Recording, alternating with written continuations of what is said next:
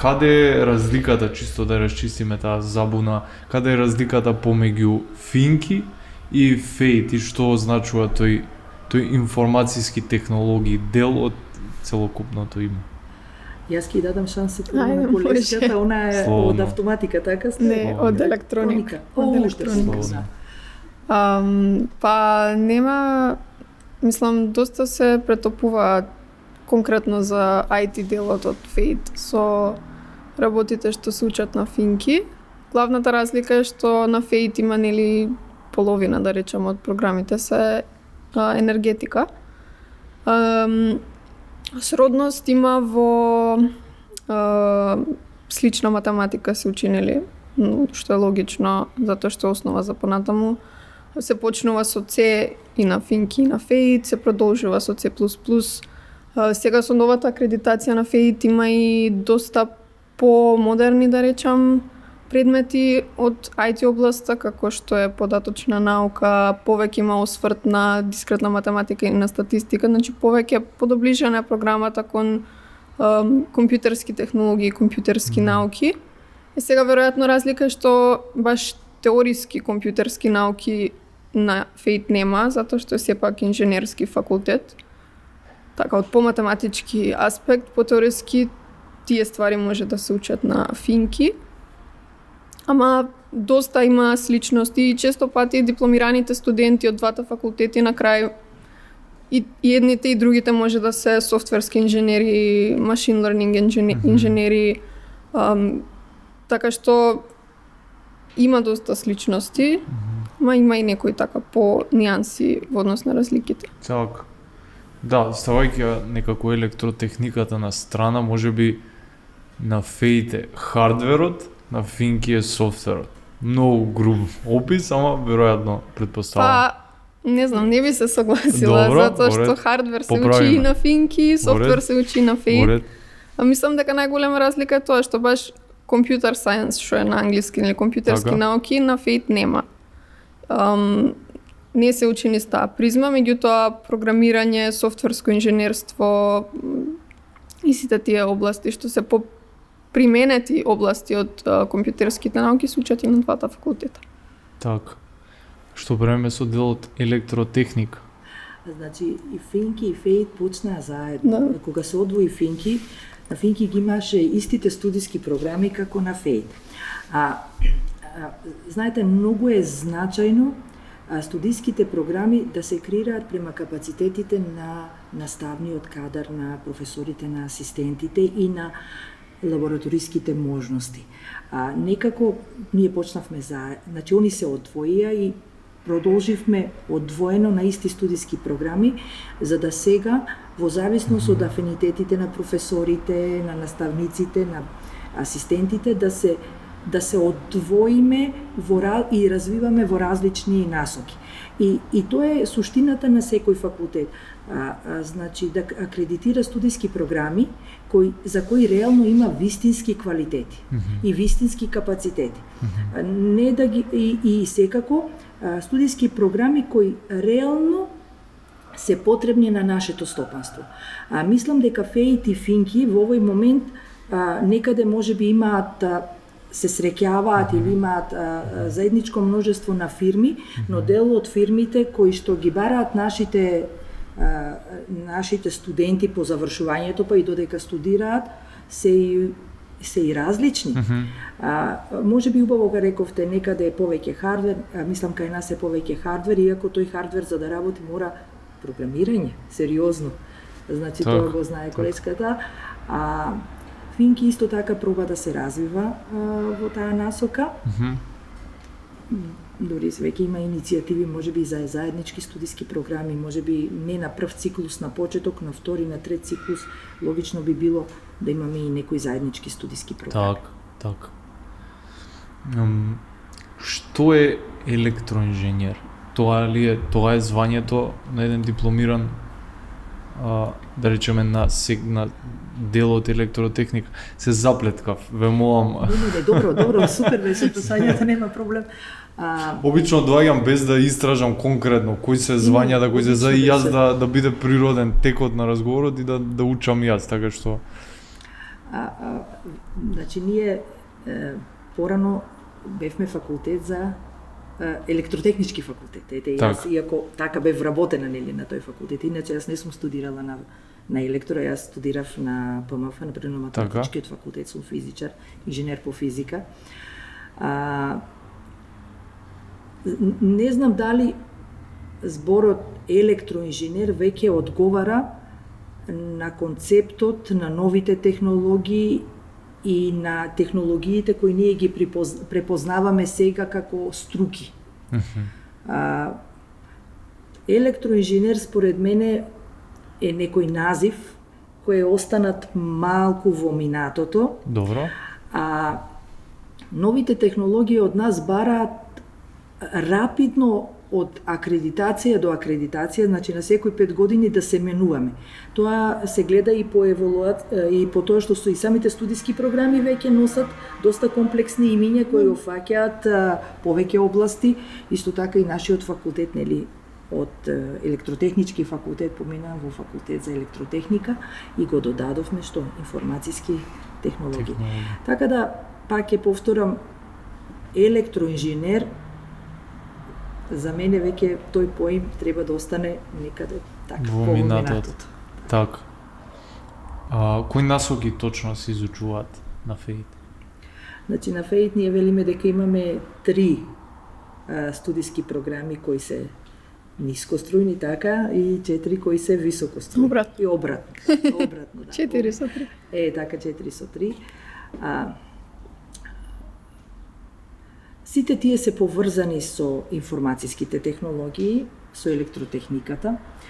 Она што го направивме на последната акредитација и предпоследната, значи сега имаме и предходната, пробавме да имаме, како велиме на англиски, хардкор предмети, кои ќе овозможат, значи во првата година се базични предмети, тука предавам јас физика, математика, електротехника, ете дојдовме до електротехниката, и програмирање, односно програмски јазици.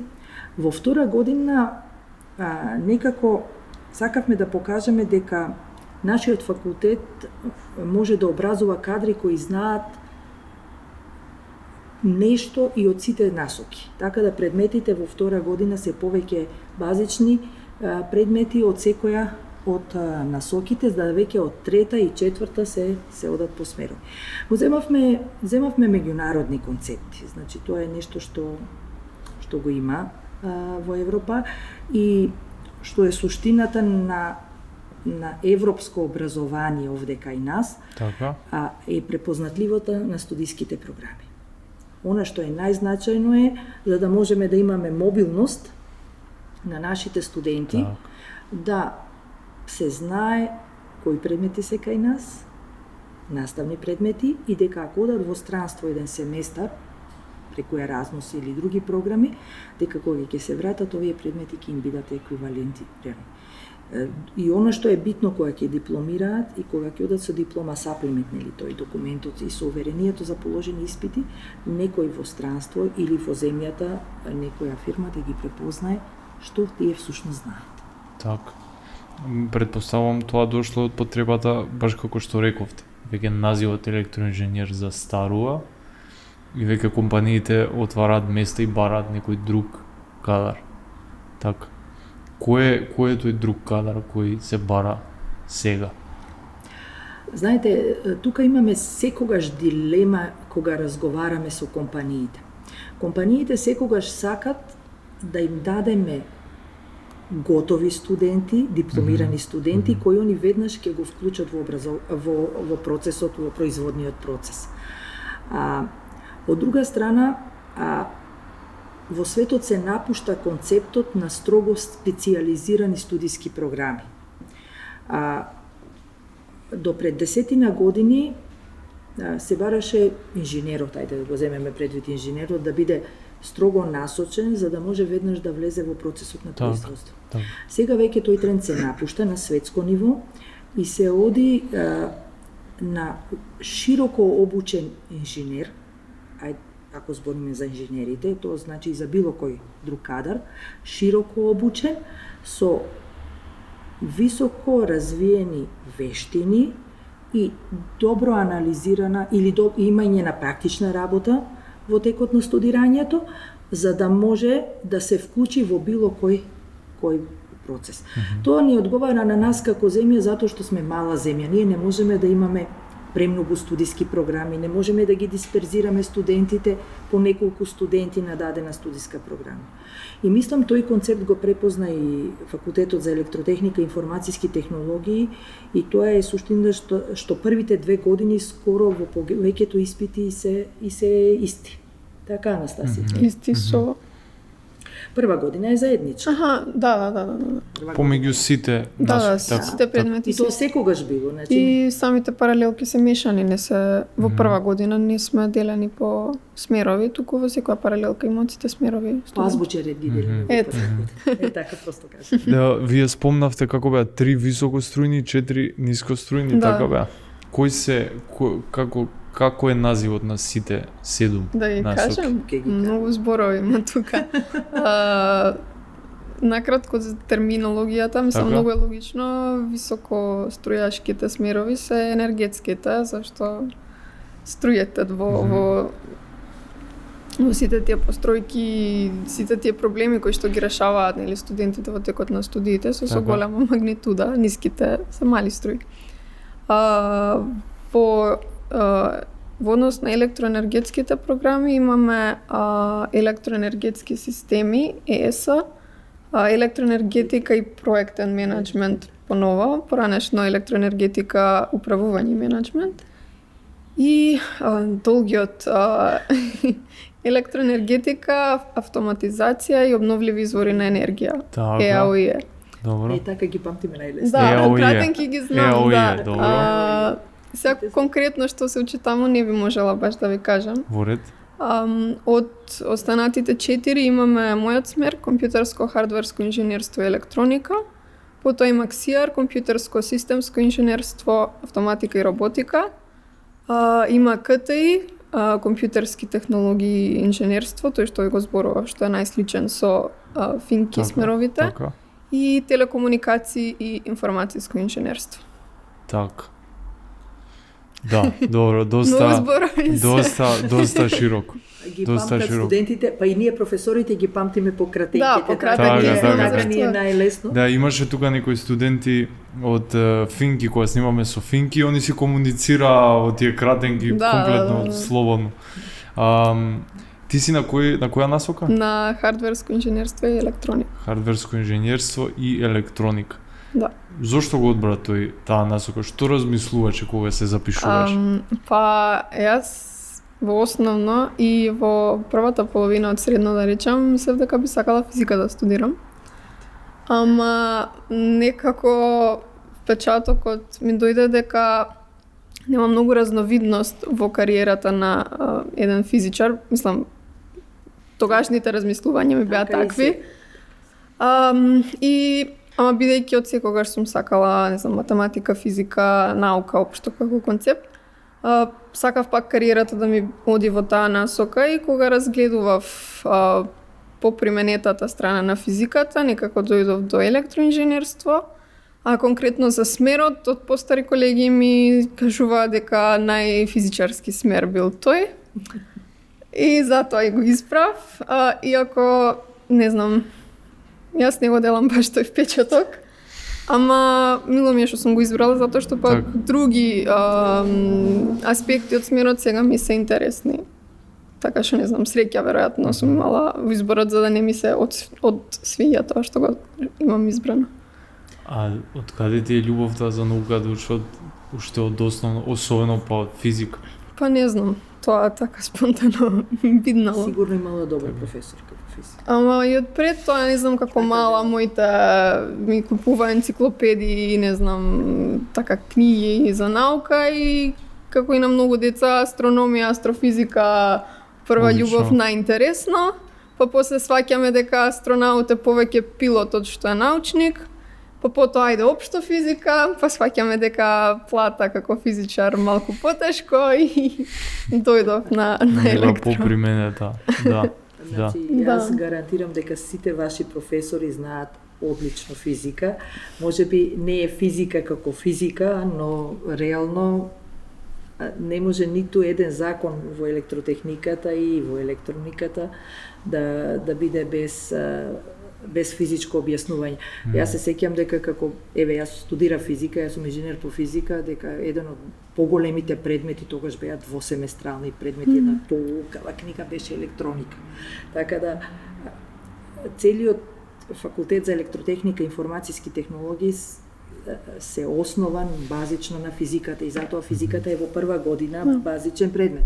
И секако имаме многу повеќе математики. Така и тоа некако проценивме согледувајќи ги студиските програми во странство, особено кога нашите студенти сакаат да го продолжат школувањето во странство, дека се бараат определен број на кредити од математички предмети. Така. И тогаш излеговме во пресред на студентите, направивме студиски програми кои навистина, они ако сакаат, можат да одберат и повеќе математики за да ги достигнат 30 кредити, 30, така е условно. 30, да, обично 30 се бара. 30 се бара од математички предмети. Да, ако сакате во странство. Што е практично цел семестар само математика. Јас скоро. најверојатно ќе дипломирам со 56 кредити математика, изборни. Така. Да, бараат конкретно пишуваат која област, не само да е математика предметот, туку толку и толку кредити анализа, толку и толку статистика, дискретна математика, толку и толку. И сега ако факултетот не ни дава начин да ги добиеме тие кредити, едноставно нема да може да аплицираме на тие програми. Особено на престижните европски и светски програми се барат и базични науки. Дури за електротехника, она што ние го немаме на нашиот факултет, се бара и хемија и материјала сајенс. Ние имаме материјали, имаме предмет, електротехнички материјали, но и хемија како базичен предмет. Затоа ние во курикулумот за физика, особено во делот физика, два нешто и во физика, еден така ни се предметите, гледаме да офатиме малку и од материјалите, затоа што реално нив им треба. Исто во погорните курсеви, мислам, дека имате во електроника. Има, да, во електроника еден има дел физика на полупроводници, нормално. Многу значајно и суперспроводници сигурно и така. Така.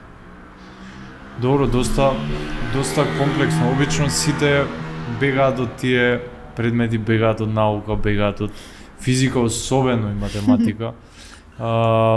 И баш тоа што го кажам, многу е важно и факултетот, иако се бара, многу е важно и факултетот тоа да го понуди како опција да биде во текст со сите тие програми во странство. Немаат проблем странските факултети со препознавање на дипломата од ФЕИ, така? Нема.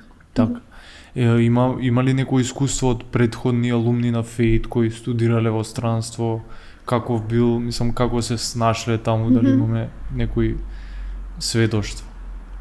Па има доста што имаат ово обично на магистарски или на докторски заминато во странство. Сега јас ги знам како имиња и не знам на LinkedIn ги имам како контакти, бидејќи се доста постари од мене, не се знам лично.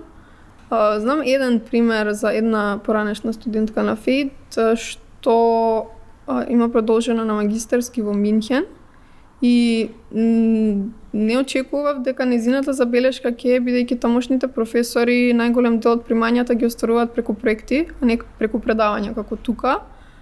И не се трудат толку околу своите предавања, често пати праќаат асистенти да им предаваат на студентите и таа баш кажа дека на ФЕИ, додека студирала, некако повеќе се допаѓале и имаше впечаток дека поквалитетни самите предавања биле тука. А во странство предност е секако повеќе финансии за сопствени проекти, нетворкинг, општо поголеми можности за примена на тие знања, но конкретно за квалитетот на предавањата беше доста позадоволна од нашите професори. Да, јас се зачудив. Комплетно спротивно е обично. Како професор во прва година, вообичаено средношколците се обраќаат кај нас на физика па на математика, дали да дојдат да студираат на ФЕИ-TV и утре имаме отворен ден со средношколците. Минатата недела беше ЮКИМ имаше отворен ден. Јас секогаш нели, секогаш постои дилемата кој факултет да го изберат. Јас велам, ако сакате факултет каде што професорите на вистина имаат култ кон студентите, и водат сметка за секој запишан студент. Значи, наша цел на ФЕИТ не е да ги запишеме студентите и они попатно некаде да останат и да не дипломираат. Се прават сериозни анализи, секоја година, секој семестар, како ни се одливаат студентите, зошто ни се одливаат студентите, кои предмети се, тоа спаѓа во делот на системот за обезбедување на квалитет.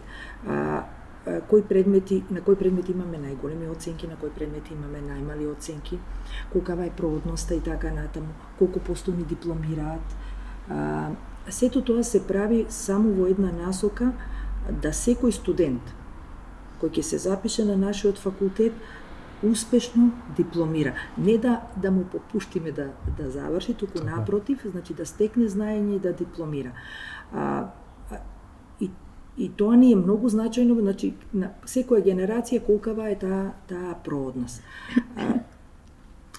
Сега имаме и среќа, на ФЕИ доаѓаат многу квалитетни средношколци. Значи некојде, јас колку што се сеќавам, можеби последната година не сум во тек, ама кога станав проректор, но мислам дека некаде над 80 бодови од средно училиште имаат сите наши запишани студенти.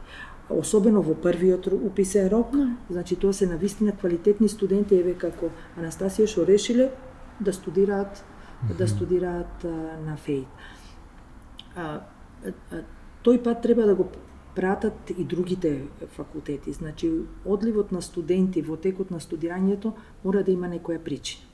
И таа причина треба реално да се согледа, за да студентите, како што започнале, полека си го завршат својот студij. Да.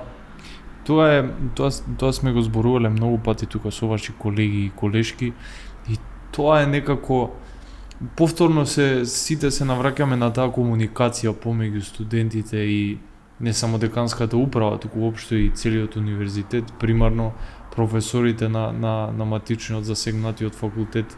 Тој однос мора да биде, и кога и да го поставам прашањето што е добар студент, на професорите, на деканите, на продеканите, сите ја кажуваат истата работа. Добар студент е некој што е активен, некој што од кого чувствуваме повратна енергија, некој кому чувствуваме дека навистина му предаваме нешто и дека го прима. Јас обратно би го кажала тоа. Добро. Значи, вие како студент го кажувате во друга насока. Јас 90% од одговорноста би ја дала на професорите. Значи, професорот е тука да ги заинтересира студентите. Професорот е тука предавањата да бидат доволно нови, атрактивни, кои ќе го земат вниманието привлечат вниманието на студентот. Особено со тоа што сега вие сте друг тип на генерации. Еве, јас имам 33 години работно искуство и во овие 33 години гледам како генерациите се менува. Она што го држеше вниманието на колегите, да кажеме, таму 90-тите години, не е исто со тоа што сега вас ви го држи вниманието. Како што се развиваат новите технологии, па и дигиталните алатки кои ги користиме за настава, и вашата достапност до литература. Така, реално, нели Google е тука, ако не друго, ама и не само Google, значи секоја литература вас ви е многу подостапна. Концептот на предавање треба реално да го, и ние професорите да го смениме, да биде многу подостапен на вас. Не може да концептот на предавање јас да предавам така како што сум предавала пред 25 години. И затоа пак ќе кажам, значи одговорноста да имаме добри студенти е на професорите. Ете, јас ќе земам кај нас таа одговорност. И одлично, се додека е така, се додека ние се сметаме себе за одговорни, вие за себе си. Ќе оди работата. Ќе оди работата сигурно, да. Она што е интересно за целиот тој кампус, секако е тоа што сите, тоа сме го зборувале неколку пати па и со вашиот колега проректор, професорот Ордан Чукалиев, дека многу е важно тој однос помеѓу високото образование и индустријата во една држава. Некако факултетите гледаме дека се повеќе, па и вие рековте, дека кога разговарате со фирмите, значи тука е таа соработка помеѓу индустријата, тоа се приватните фирми, веќе фирмите не се државни, не пласираме веќе кадар на државата, туку пласираме на приватниот пазар. Многу е важно таа индустрија да биде развиена, да го има тој близок однос, делумно за практична настава, но апсолутно понатаму и за пласирање на тој кадар на работни места. За кои индустрии конкретно спрема студенти ФЕИД во нашата држава? Значи, за сите, вака општо ќе го кажам тоа, значи, наши инженери работат и во банки. Но, реално, сите нови технологии, индустрии кои имаат нови технологии, ФЕИТ е подготвен да даде кадар. Особено е значајно тоа што студентите треба да одат во тие компании или фабрики, компании ќе ги наречеме, уште во текот на студирањето. Од една страна, тоа е еден многу убав модел. Прво, студентот да види дали таа работа таму него му одговара во компанијата. Так. Значи преку практична работа. Од друга страна, компаниите имаат и една друга можност да кога ќе ги имат студентите да решат кој студент на вистина може најдобро да се вклопи во нивната компанија или кој постигнува најдобар успех. Но сето тоа мора да биде поддржано со стипендии од компаниите. Каде е улогата на факултетот? Факултетот треба своите студиски програми така да ги конципира да делот од времето што го имаат студентите можат да одат на практична настава. Дали во текот на семестарот, дали во летниот или зимскиот период. Значи, да не биде наставата толку многу временски вклучена, за да не може студентот да има и практична настава. Так. А од друга страна, компаниите треба да ги мотивираат студентите, затоа што веќе се збори дека компаниите немаат доволно инженерски кадар. Они треба да ги мотивираат студентите со примања, со стипендии, што е многу реално. Кога некој иде на пракса, работи, значи треба да добива и некаква стипендија за тоа што е вклучен. И мислам дека ова е двонасочна насока во која треба да учествуваме и ние, исто да учествуваат и компаниите. Секако државата дава стипендии, но тоа е веќе друг концепт. Значи тоа е поддршка, можеби социјална, на најдобрите студенти и така натаму. Јас се надевам дека ќе видиме поголем интерес од компаниите за да ги имаат нашите најдобри студенти или студентите кои навистина се подготвени да се развиваат во нивните, да кажеме, објекти, во нивните погони и така натаму. Так. Друго нешто што сакав да ве прашам, вие сте и проректорка за настава на универзитетот.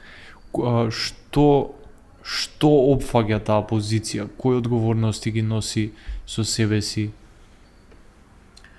Јас имав среќа, бев прво продекан за настава на ФЕИТ, па станав проректор за настава и за студенти. Доаѓам од исклучително организиран факултет. ФЕИТ е организиран факултет. Така. И немав проблем да се вклопам како проректор за настава. Мене ми припадна задачата, нели по статут на УКИМ и по правилниците, да го држам ресорот настава, значи тоа се студиски програми, ајде вака поедноставно да го кажам, дигитализацијата, односно комплетната дигитализација припадна на мојот ресор, ја водам Комисијата за информатички технологии и секако заедно со проректорот за наука ги водиме и докторските студии со акцент, јас сум таму председател и таа универзитетската школа на докторски студии ја водам јас. Значи, можам да кажам дека комплетно ангажманот со студенти, со студиски програми на 3 циклуси студии и плюс дигитализација е дел од мојот ресор. Так. Да, интересно е ете имаме и многу различни кадри, имаме и само професори, имаме и некој кој е дел од деканската управа, имаме и дел од ректорската управа, од ректоратот на универзитетот, така што мислам дека имаме представници од сите делови на установата, институцијата поточно.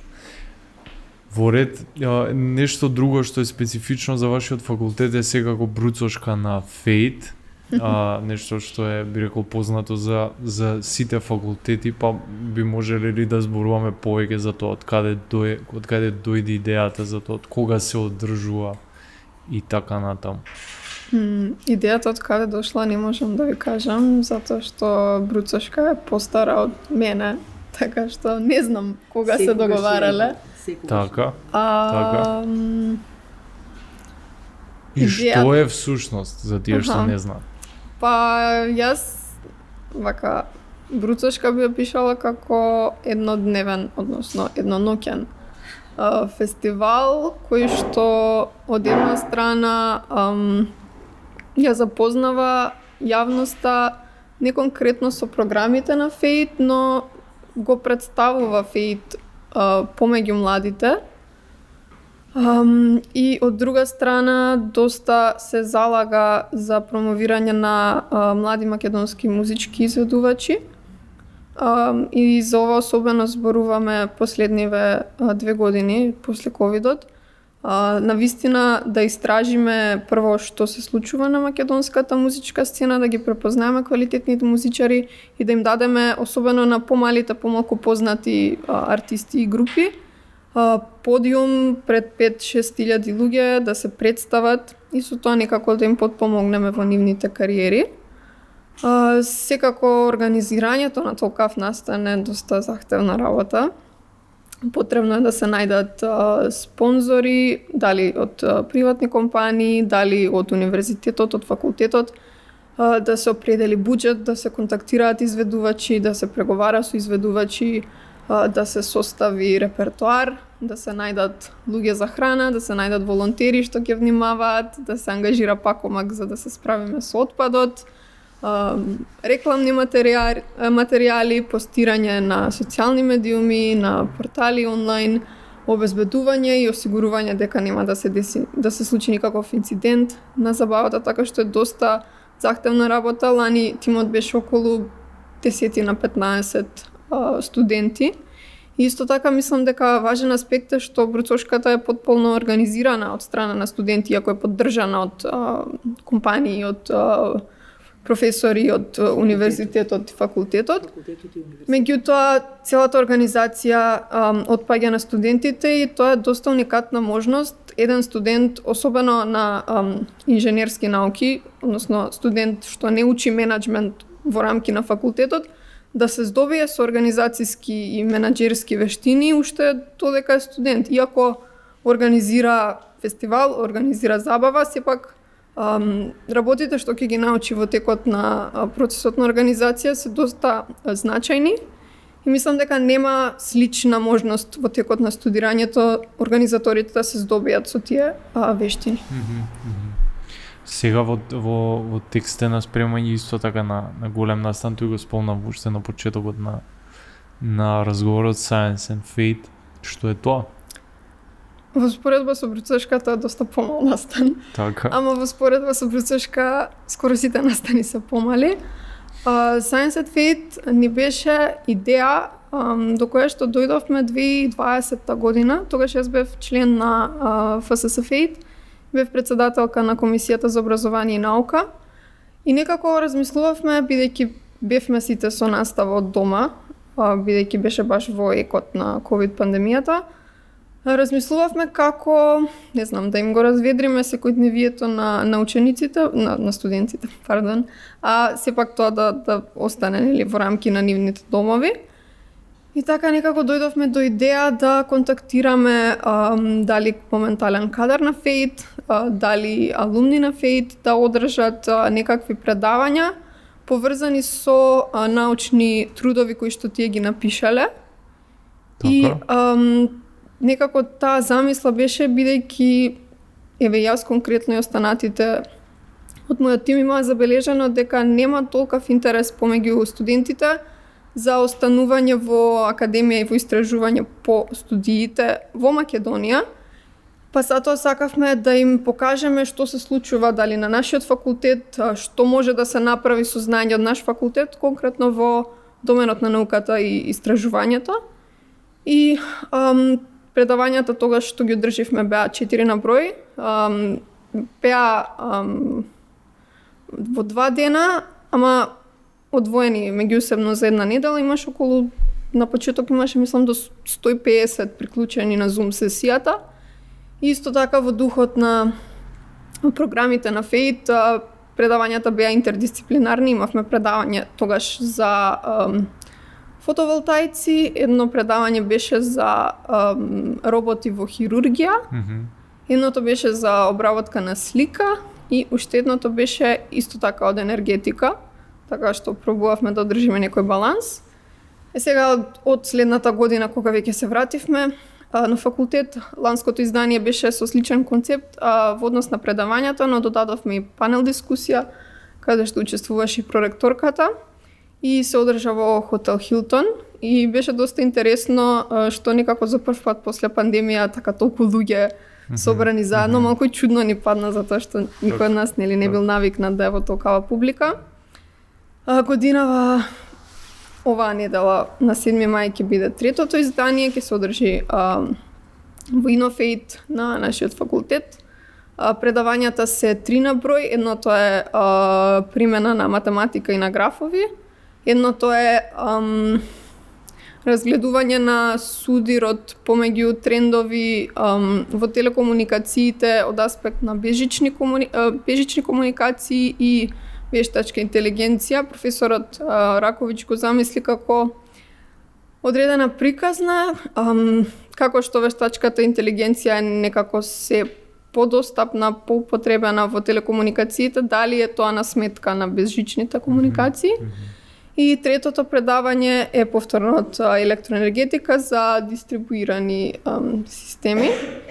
И прв пат годинава решивме да воведеме работилница за академско пишување, затоа што, за жал, студентите во Македонија не се воопшто обучени да пишуваат не само трудови, туку и за проектни задачи. Например, не постојат предмети на додипломски студии, каде што студентот учи како да чита како да чита трудови за да го спреми знаењето за да напише таа проектна задача, како се пишува библиографија, како се цитира, што е абстракт, како се пишува абстракт. И сите Тој тие... мене добро би ми дошло. Каде е тоа? Пријавувањето завршено. Има ли во живо? Ќе најдеме место. Има ли нешто во живо? Во живо. Мислам пренос во живо. Пренос во живо. Тоа сега дебатираме дали да правиме, ама би било добро. Можем, веројатно ќе. Би било добро. Да. Студентските организации на ФЕИТ, мислам дека и претходно Скеор организираше, се сеќам, имав јас едно такво предавање, значи не во формалното образование, но во неформалното, вака преку работилници, токму тоа академско пишување и како се одвива процесот на научно-истражувачката работа.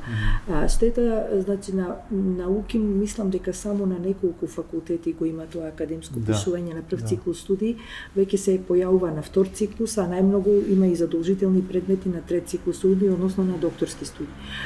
Не прв пат слушам дека во овие денови сега имам доста комуникација со студентите, не прв пат слушам дека ви треба академско пишување уште од почетокот. Ние некако повеќе се фокусираме дека студентите во овој период треба повеќе да се подготват за стопанството и за јавниот сектор. Но реално, ако ги вклучуваме повеќе во нашите научни проекти, ако работат со нас од почетокот на апликација на меѓународен проект до добивање, до имплементација, може би многу повеќе од нив ќе се решава да одат на научно-истражувачка работа, односно својата кариера да ја насочат натаму. Апсолутно. Не би било супер факултетите да понудат изборен предмет, можеби. Нека не биде задолжителен, барем изборен за оние што се заинтересирани. Имавме една идеја на УКИМ. Јас се надевам дека можеби многу брзо ќе се реализира. не само значи научно или академско пишување и воопшто користење на македонскиот јазик за правилно пишување и изразување. Имавме некоја идеја да се организираат со филолошкиот факултет, со институтите, да се организираат курсеви кои би биле факултативни за нашите студенти на почеток како пилот проект, и бесплатно, нели? А потоа можеби да би биле задолжителни секој студент во текот на своето студирање. Тогаш кога ќе почувствува потреба да има еден таков курс, една таква обука за пишување и изразување, да кажеме, на македонски. Мислам дека таа вештина недостига кај алармантно многу студенти. Ние професорите најмногу го гледаме тоа како ви се напишаните. Да, апсолутно.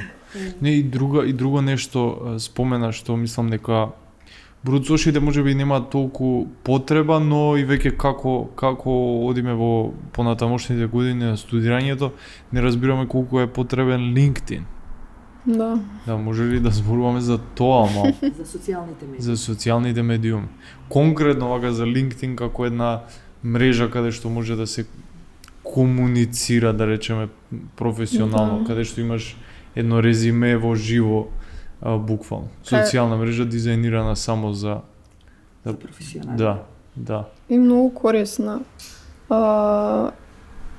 Не знам, јас така година дена имам профил и навистина е добро што нема никаква стигма, не е никакво табу ти да контактираш човек кој што не го познаваш, можеби човек од друга држава и конкретно да го прашаш што и да те интересира, не знам, за неговото работно искуство или да побараш некаков совет. Е доста добра шанса. Еве јас за овој семестар кога бирав изборни предмети, најдов две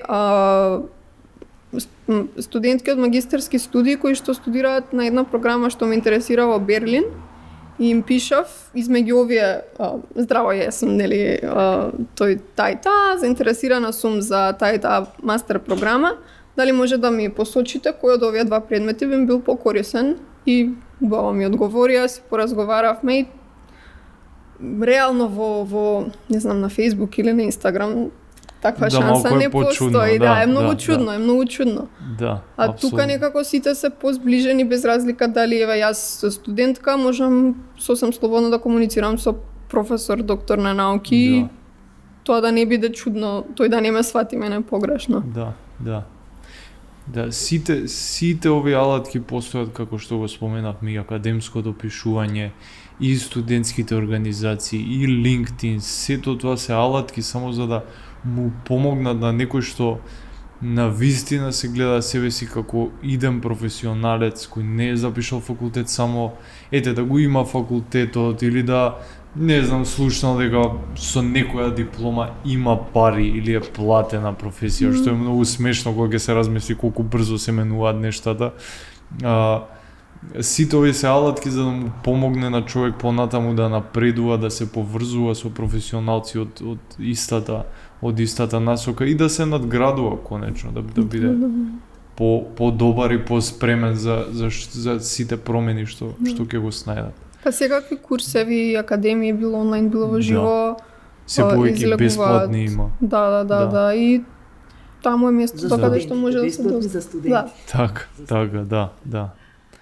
LinkedIn е веќе сериозна професионална мрежа каде што многу луѓе, не само млади, можат да најдат вработување, односно има доста компании што на овој начин ги наоѓаат луѓето што им се потребни за вработување. Познавам доста луѓе што се вработиле на тој начин. И кај нас веќе во земјата, а и во странство постои тој метод да се најдат луѓе. Така да сите млади треба да имаат LinkedIn. Да, добро среден. И писмено напишан. Точно. И на англиски, секако тоа не може да Точно. Дали мислите дека пропуштивме нешто не кажавме? Секако сме пропуштили, ама дали мислите дека не се искажавте доволно, дека имате нешто можеби што ви остана? колку време сме овде? Еден час. Значи Еден имавме час. доста време за Да. дискусија. Јас навистина благодарам што имав шанси и како проректор и како професор на ФЕИТ да бидам вклучена, така се договоривме, нели? Да. Дека со Петар ќе настапувам. Да не забораваме дека студентите не се центарот на сите случувања науки и дека ние треба да се прилагодуваме кон нивните потреби и барања, како што многу рапидно се менуваат работите. Тоа е едно мото што би го кажала на крајот една реченица. Значи, и верувам дека сите професори така размислуваат, дека ние сме таму за вас. Сега, од друга страна, вие па треба да кажете што барате. Некогаш ние знаеме што сакате, знаеме што барате, ама некогаш и вие реално треба да ни укажете и кажете. Така. Ви благодарам за гостувањето уште еднаш, јас уживам во разговорот. Се надевам дека ќе ви користи ова вам на факултет, ќе му користи на секој што размислува да се запише на ФЕИТ и ќе остане како една презентација достапна за факултетот. Ви благодарам. Благодариме и тебе што не викна.